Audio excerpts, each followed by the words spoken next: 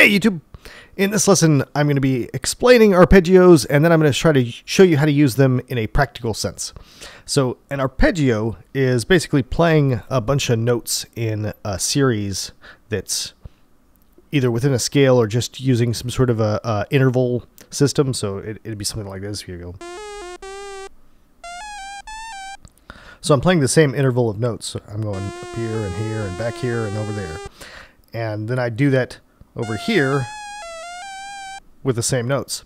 But as you see by me screwing up right there, it's kind of hard to play a lot of notes really fast on the on-screen keyboard.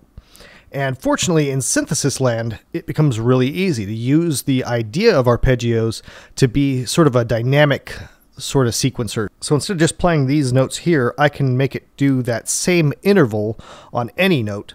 Like over here, it's the same sort of spacing between the notes of to over here. I can make it do that automatically with a arpeggiated sequence. So that works out something like this.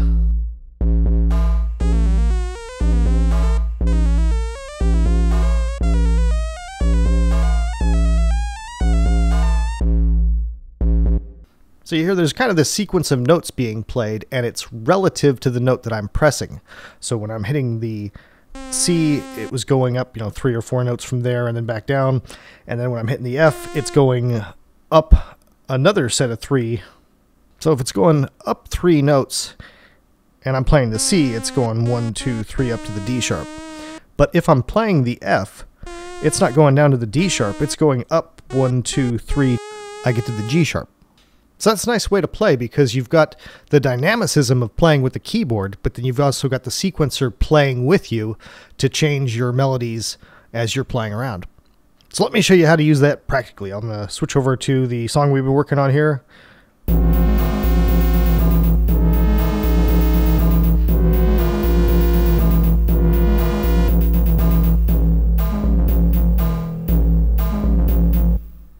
So on the 5th and 6th bars there, the bass is calming down and we don't have that lead that we worked on in lesson 19.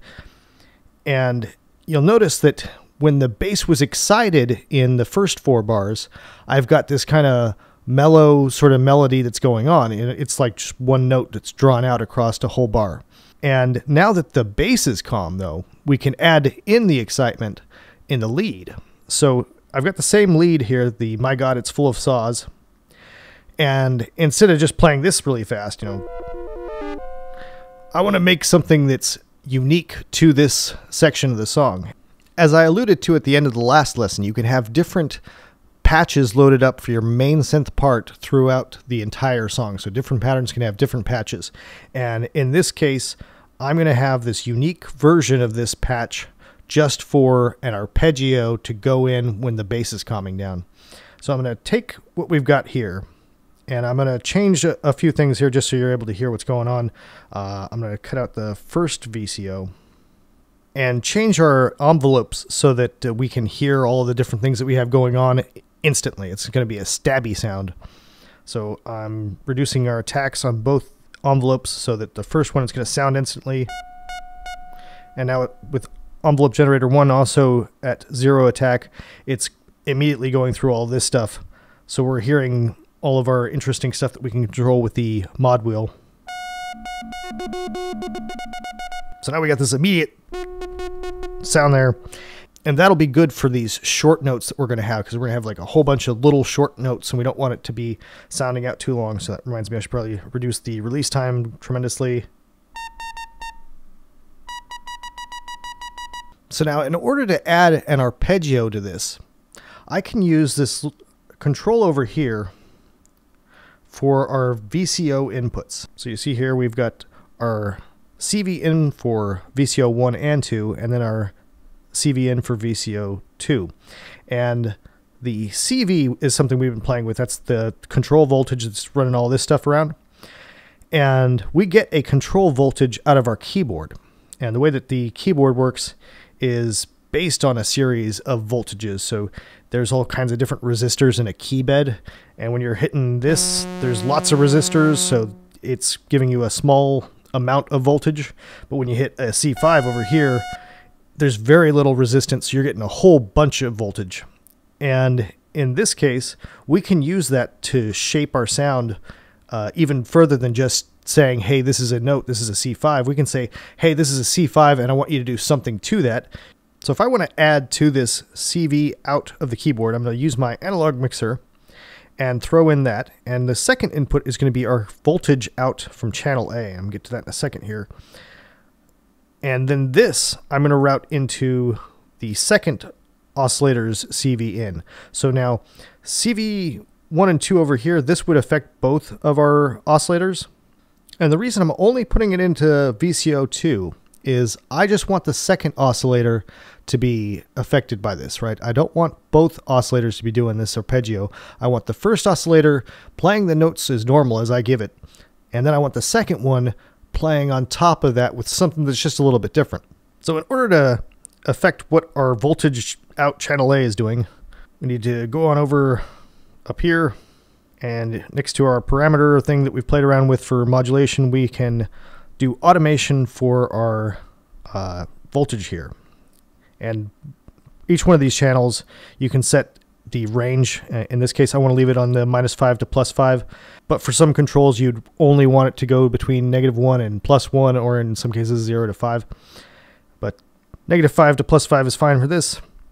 And each of these channels is sent out through its outputs over here. So, you could take channel B and throw it directly into the frequency or whatever. But right there, just adding those two connections is all it takes to add in the voltage as this additional source to our notes. And now I need to give it some notes to play.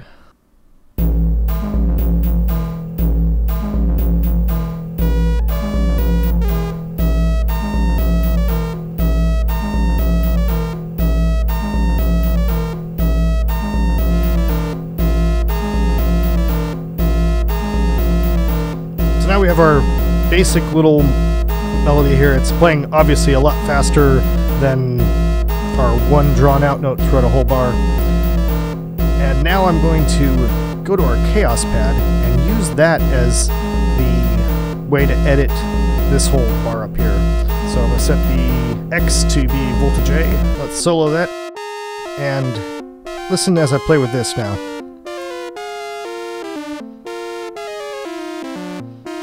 That first oscillator is still playing the notes that I just gave it, but now the second oscillator is doing this other thing, right?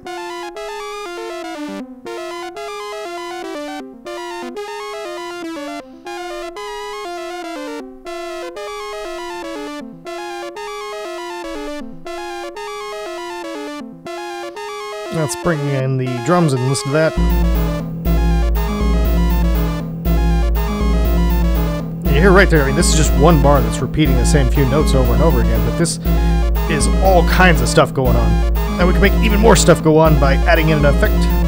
In this case, I'm going to use the Bpm Delay, which is set to 3/16. So everything that's going through now is getting played, and then 3/16 later, I'm hearing it again. And I'm just giving a little bit of depth. The more it gets crazy, but... So now there's just all kinds of stuff going on. Let's listen to how this sounds in the context of our full song.